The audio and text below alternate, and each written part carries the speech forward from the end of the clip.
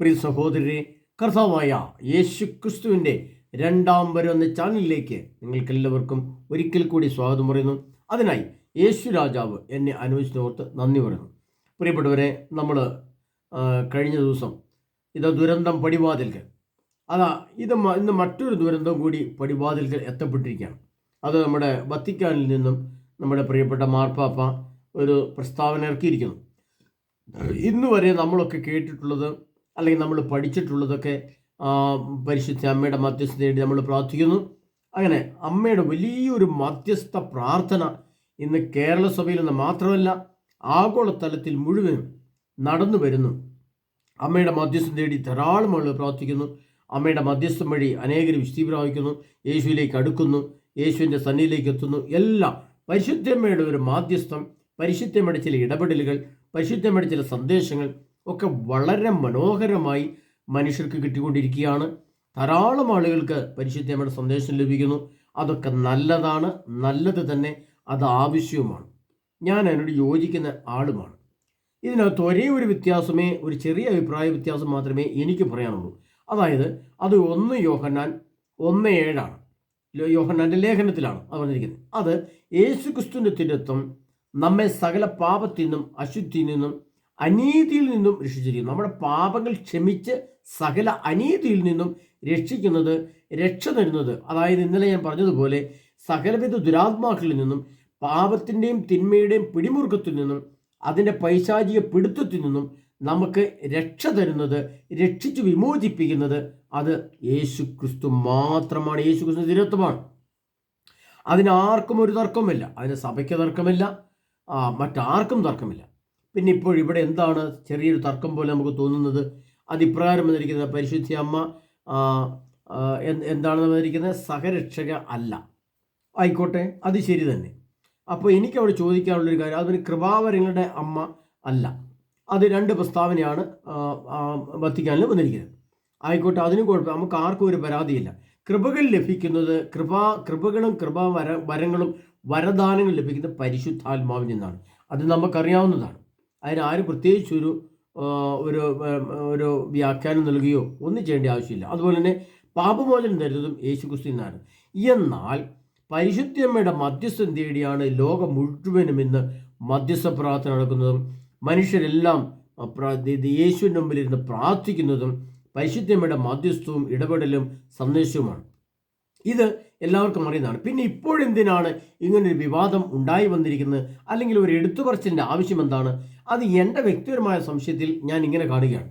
അതായത് നമ്മുടെ വത്തിക്കാനിൽ ഇപ്പോൾ ഒരു അന്യമതസ്ഥർക്ക് ഒരു പ്രവേശനം നൽകുകയും അവിടെ ചില നിസ്കാര മുറികളും സംവിധാനങ്ങളും ഒക്കെ കൊടുക്കുകയും ചെയ്തതായിട്ട് നമ്മൾ വാർത്ത കേട്ടു. ഇതിന് ശേഷമാണ് നമ്മൾ ഈ മാർപ്പാപ്പ എന്നെ സന്ദേശം കേൾക്കുന്നത്. അപ്പോൾ ഞാൻ വ്യക്തിപരമായിട്ട് സംശയിക്കുന്ന ഇപ്രകാരമാണ്: ഈ കാലത്തിന് മുമ്പ് ഇങ്ങനെ പ്രസ്താവന ഒരു മാർപ്പാപ്പയും ഇറക്കിയിട്ടില്ല. അല്ലെങ്കിൽ ഇങ്ങനെ ഒരു കൺഫ്യൂഷൻ തരുന്ന, അല്ലെങ്കിൽ ചില ഒരു സംശയാസ്പദമായ ചില കാര്യങ്ങളുടെ പ്രസ്താവന എന്തുകൊണ്ട് ഇതിനു മുമ്പ് വന്നില്ല? ഈ നിസ്കാര പരിപാടിയൊക്കെ തുടങ്ങിയതിന് ശേഷമാണല്ലോ ഈ കാര്യങ്ങൾ വന്നത്. അപ്പം ഞാൻ പറയും, ഇതിനകത്തൊരു അടിയൊഴുക്ക്, ഇതിനകത്തൊരു നിഗൂഢ തലത്തിലൊരു ചർച്ച നടന്നിട്ടുണ്ട്. അതിൻ്റെ പിന്നിൽ ഒരേ ഒരു കാര്യമുള്ളൂ. ഇന്ന് ലോകം മുഴുവനും, ജനങ്ങൾ മുഴുവനും ജപമാല കയ്യിലെടുത്ത്, ജപമാല കരങ്ങളിലേക്ക് ഏന്തി പരിശുദ്ധമ്മയുടെ മധ്യസ്ഥം തേടി ഞങ്ങളെ രക്ഷിക്കണമേ, ഞങ്ങളെ സഹായത്തിന് കൂട്ടുണ്ടായിരിക്കണമേ, ഞങ്ങൾക്ക് ചുറ്റും ഞങ്ങളുടെ മക്കൾക്ക് ചുറ്റും കാവൽ നിൽക്കണമേ, അമ്മയുടെ മേലെങ്കിൽ പൊതിഞ്ഞ് ഞങ്ങളുടെ മക്കളെ, സഭയെ രക്ഷിക്കണമേ എന്ന് ശക്തമായ മാധ്യസ്ഥ പ്രാർത്ഥന ഉയരുന്നത് കേരളത്തിൽ മാത്രമല്ല ലോകം മുഴുവനുമാണ്. അവിടെ മുഴുവനും പരിശുദ്ധമ്മയുടെ സംരക്ഷണ കോട്ടയും സംരക്ഷണവും സഭയ്ക്ക് വേണ്ടി മധ്യസ്ഥമായി നിലനിൽക്കുമ്പോൾ അതിനെ പൊളിച്ചെടുക്കാൻ, പ്രാർത്ഥനയിൽ നിന്ന് ജനത്തെ വിടുവിക്കുവാൻ, പ്രാർത്ഥിച്ചുകൊണ്ടിരിക്കുന്ന അവസ്ഥയിൽ നിന്ന് ജനങ്ങളെ പിന്തിരിപ്പിക്കുവാൻ സാത്താൻ്റെ കുടില തന്ത്രത്തിൻ്റെ ഒരു ബുദ്ധി മാത്രമാണ് ഇത്തരം പ്രസ്താവനയിൽ വന്നത്. അതിന് മാർപ്പാപ്പ നിരപരാധിയാണ്. മാർപ്പാപ്പ അതിനകത്ത് ഒരു തെറ്റ് ചെയ്തായിട്ട് ഞാൻ, എന്നാൽ ചില നിഗൂഢ ശക്തികൾ ഇതിനകത്ത് പ്രവർത്തിച്ചതായിട്ട് ഞാൻ എൻ്റെ സ്വയം ബുദ്ധിയിൽ ചിന്തിച്ചുകൾ പറയുകയാണ്. അത് മാർപ്പാപ്പനെ വശമതനായി എന്നൊന്നും ഞാൻ പറയുന്നില്ല. പക്ഷേ എൻ്റെ വ്യക്തിപരമായ കാഴ്ചപ്പാടിൽ ഞാൻ ചിന്തിക്കുകയാണ്, ഞാനിങ്ങനെ ചിന്തിച്ചു പോവാണ്. കാരണം ഇന്ന് സഭയെ ശക്തമായി പിടിച്ചിരുത്തുന്നത്, സഭയുടെ ശക്തമായ ഒരു ബലം, സഭയുടെ ശക്തമായ ഒരു ശക്തി എന്ന് പറയുന്നത് പരിശുദ്ധ അമ്മ തന്നെയാണ്. എന്നാൽ ഇതിനകത്ത് ഞാൻ ഒരു ചെറിയ ചോദ്യം ചോദിക്കുകയാണ്. പ്രിയപ്പെട്ടവരെ, നമുക്കറിയാം, നമ്മുടെ കേരളത്തിൽ നമ്മുടെ സുവിശേഷം വന്നത് ആരിൽ നിന്നാണ്? തോമാസ് ശ്ലീഹ എന്നാണ്. നമുക്ക് വ്യക്തമായിട്ട് അറിയാം. അപ്പോൾ കർത്താവിൻ്റെ സുവിശേഷം നമ്മുടെ അടുത്ത് വന്നതും കർത്താവിനെ തൊട്ട് സ്പർശിച്ച് മനസ്സിലാക്കിയ ശേഷം ലോകം മുഴുവൻ സുവിശേഷം എത്തിക്കാൻ വേണ്ടി ഓടി നടന്നും ശിഷ്യന്മാരാണെങ്കിൽ ശിഷ്യന്മാർ സഹരക്ഷകരല്ലേ? ന്യായമായിട്ട് മനസ്സിലാക്കാം. ഇനി മറ്റൊന്ന്, യേശുവിൻ്റെ കുരിശിൽ തോളിൽ കുരിശ് വെച്ചുകൊണ്ട് യേശുവിനെ ചുമന്നുകൊണ്ട് പോവുകയാണ്. അപ്പോൾ ലൂക്കാട് സുവിശേഷം 23-ാം അധ്യായം അതിൻ്റെ 26-ാം തിരുവചനത്തിൽ നോക്കിക്കേ. അവിടെ അവർ അവനെ കൊണ്ടുപോകുമ്പോൾ നാട്ടിൻപുറത്തു നിന്ന് ആ വഴി വന്ന ശിമയോൻ എന്ന ഒരു കിറേനക്കാരനെ പിടിച്ചു നിർത്തി കുരിശ് ചുമക്കാൻ യേശുവിൻ്റെ കുരിശ് ചുമക്കാൻ അവനെ നിർബന്ധിച്ചു. യേശുവിൻ്റെ പുറകെ ചുമന്നുകൊണ്ട് കുരിശ് കൊണ്ട് പോകാൻ അവനെ നിർബന്ധിച്ചു.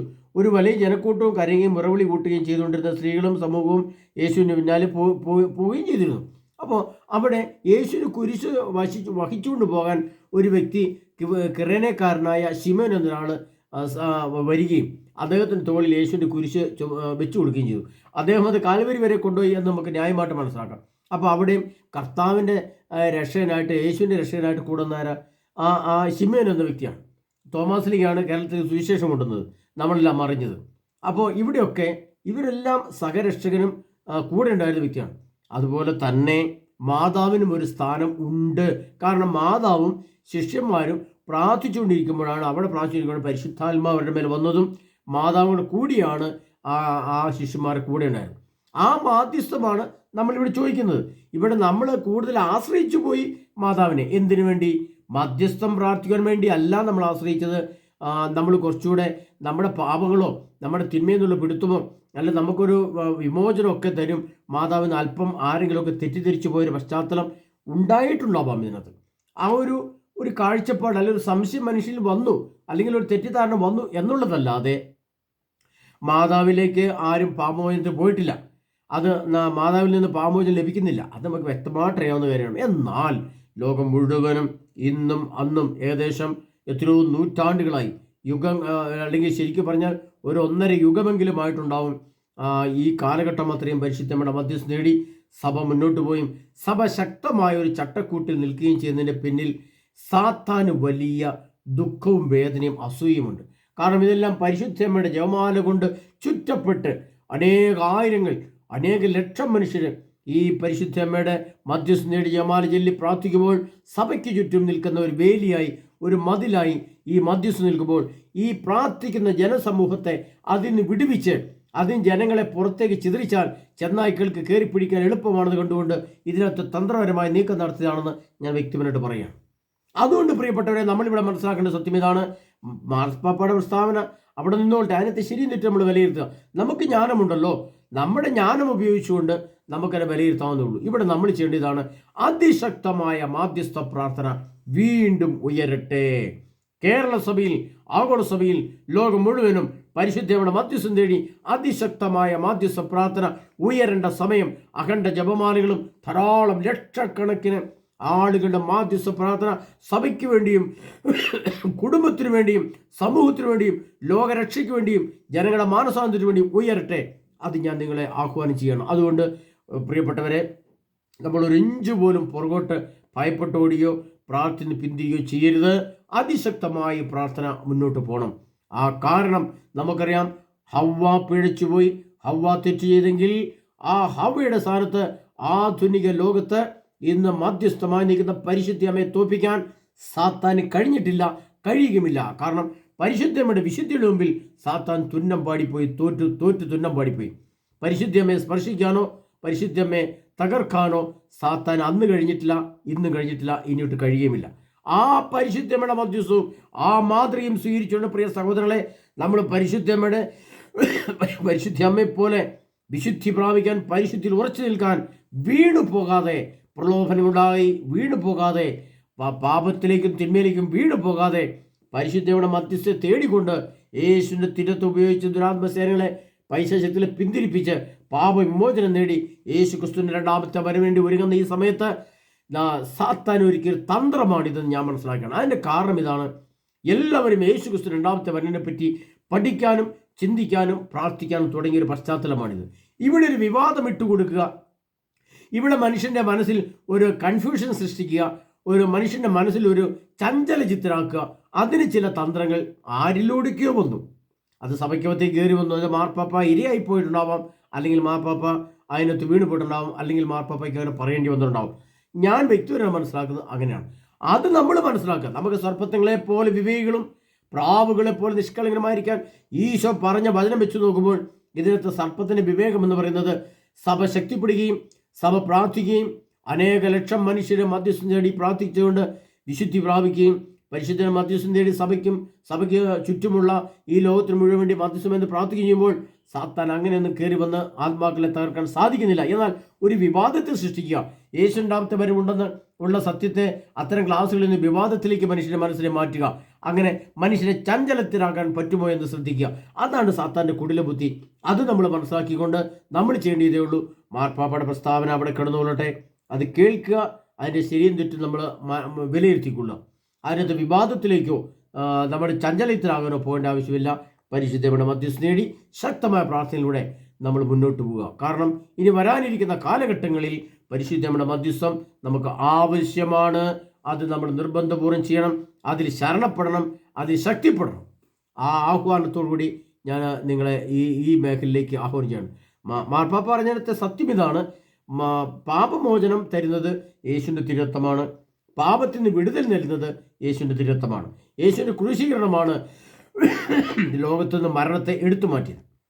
അത് സത്യം തന്നെയാണ്. അപ്പോൾ അതോടൊക്കെ ആ സന്തത സഹചാരിയായി കൂടെ ഉണ്ടായിരുന്നതാണ് പരിശുദ്ധ അമ്മ. അപ്പോൾ അതിന് സഹരക്ഷക എന്നൊരു പദം നമ്മൾ ഉപയോഗിക്കാതിരുന്നാൽ മതി. സഹചാരിയാണെന്നോ മാധ്യസ്ഥയാണെന്നോ പറയുന്നതിൽ തെറ്റൊന്നുമില്ലല്ലോ. നമ്മൾ സഹരക്ഷക എന്നുള്ള പദം ഉപയോഗിക്കുമ്പോഴല്ലേ പ്രശ്നം വരുന്നത്. അപ്പോൾ ഇവിടെ നമ്മൾ വിചാരിക്കേണ്ടത് സഹരക്ഷയാണെന്ന് പറയണ്ട, അല്ലെങ്കിൽ സഹരക്ഷയാണെന്ന് നമ്മൾ ചിന്തിക്കേണ്ട. അങ്ങനെയാണെങ്കിൽ കൗരയംകാരനായ ശിമയോനും യേശുവിൻ്റെ സുവിശേഷം പറയാമെന്ന തോമാസ്ലിക കുന്തം കൊണ്ട് കുത്തപ്പെട്ട് കൊല്ലപ്പെട്ട് രക്തസാക്ഷിത്വം വഹിച്ചതും എസ്തപ്പാനോസ് സഭയ്ക്ക് വേണ്ടി മധ്യസ്ഥമായതും അവരൊക്കെ സഹരക്ഷകരല്ലേ, അവരൊക്കെ സഹരക്ഷകയല്ലേ? പിന്നെ എന്തിനു പ്രത്യേകം സ്പെഷ്യലായിട്ട് നമ്മൾ പരിശുദ്ധമ്മയ്ക്ക് സഹരക്ഷക സ്ഥാനം നമ്മൾ കൊടുക്കുന്നു? ആ ഒരു ബുദ്ധിയെ നമ്മൾ ചിന്തിച്ചാൽ മതി. അപ്പോൾ ഇവിടെ ചിന്തിക്കേണ്ടത് പരിശുദ്ധമ്മയുടെ മധ്യസ്ഥം നമ്മൾ തേടി സഭയ്ക്ക് വേണ്ടിയും സഭയിലെ മക്കളുടെ വിശുദ്ധിക്ക് വേണ്ടിയും വരാനിരിക്കുന്ന ദുരന്തങ്ങളിൽ നിന്നുള്ള സംരക്ഷണ കോട്ട കിട്ടുന്നതിന് വേണ്ടിയും പരിശുദ്ധമ്മയുടെ ജപമാല ചൊല്ലി പ്രാർത്ഥിച്ച് കൂടുതൽ ശക്തി പ്രാപിക്കാൻ, കൂടുതൽ ദൃഢപ്പെടാൻ നമ്മൾ ഈ അവസരത്തെ ഒരുക്കുക എന്നുള്ളതാണ്. ഇതിനകത്ത് സാത്താൻ ഉപയോഗിച്ച തന്ത്രങ്ങളെ തിരിച്ചറിയുക. കാരണം ഇതിനു മുമ്പ് ഇങ്ങനെ പ്രസ്താവന വന്നിട്ടില്ല. ഇപ്പോൾ അവിടെ ചിലർക്കൊക്കെ നിസ്കരിക്കാനും ചില മറ്റെല്ലാ മതസ്ഥർക്കും ഒരു സന്ദേശമോ എന്തെങ്കിലുമൊക്കെ കൊടുക്കുമ്പോഴാണ് ഇത്തരം ചില കാര്യങ്ങൾ വരുന്നത്. അപ്പോൾ ഇതിന് പിന്നിൽ ചില നിഗൂഢ തന്ത്രങ്ങൾ ഉണ്ടെന്ന് മനസ്സിലാക്കുക എന്നുള്ളതാണ് ഇതിനകത്തെ ഏറ്റവും സർപ്പത്തിൻ്റെ ബുദ്ധി. അതുകൊണ്ട് പ്രിയ സഹോദരനെ, നമ്മൾ ഇതുവരെ എങ്ങനെ മധ്യസ്ഥം പ്രാർത്ഥിച്ചോ, ഇതുവരെ എങ്ങനെ പാപവിമോചനത്തിന് നമ്മൾ പ്രവർത്തിച്ചോ, അതുപോലെ ശക്തമായി മധ്യസ്ഥ പ്രാർത്ഥനയും ഉപസാരവും ഉദാശികളും കൂടെ ആഴപ്പെട്ടുകൊണ്ട് യേശു ക്രിസ്തുവിൻ്റെ രണ്ടാമത്തെ വരവ് പടിവാതിൽക്ക് എത്തി നിൽക്കുമ്പോൾ നമ്മുടെ ഭവനങ്ങൾ, നമ്മുടെ ഇടവകൾ, നമ്മുടെ സഭ ദുരന്തത്തിന് സാക്ഷിയാകാതെ, നമ്മുടെ മക്കൾ നഷ്ടപ്പെട്ടു പോകാതെ, അന്യമതസ്ഥരെ സ്നേഹിച്ചും പ്രേമിച്ചും അങ്ങോട്ട് പോകാതെ യേശു ക്രിസ്തുവിൻ്റെ നാമത്തിൽ യേശുവിൻ്റെ സാക്ഷ്യമായി നിൽക്കുവാൻ, യേശുവിന് വേണ്ടി മരിക്കേണ്ടി വന്നാൽ മരിക്കാൻ തയ്യാറായിക്കൊണ്ട് ഈ സഭയ്ക്ക് വേണ്ടിയും സമൂഹത്തിന് വേണ്ടിയും ഈ യേശുവിൻ്റെ രണ്ടാമത്തെ വരവിൻ്റെ പ്രാർത്ഥനയുടെ വിശുദ്ധിയുടെ ശക്തീകരണത്തിന് വേണ്ടിയും നമ്മൾ കൂടുതൽ തീക്ഷ്ണമായി പ്രാർത്ഥിക്കേണ്ട സമയത്ത് വിവാദങ്ങളിൽ നിന്ന് കണ്ണുപറിച്ച്, വിവാദങ്ങളെ നോക്കാതെ, ശ്രദ്ധിക്കാതെ, ഇതൊന്നും നോക്കാതെ പ്രസ്താവന അങ്ങനെ കിടന്നുകൊള്ളട്ടെ. പക്ഷേ നമ്മൾ ശക്തമായ പ്രാർത്ഥന പ്രഭാതത്തിലും സന്ധ്യാസമയത്തും ദേവാലയങ്ങളിലും പ്രാർത്ഥനയുമായിട്ട് മുന്നോട്ട് പോകാൻ സർവശക്തനായ ദൈവം നമ്മൾ ഓരോരുത്തരും സമൃദ്ധമായി അനുഗ്രഹിക്കുമാറാകട്ടെ. ആമേൻ.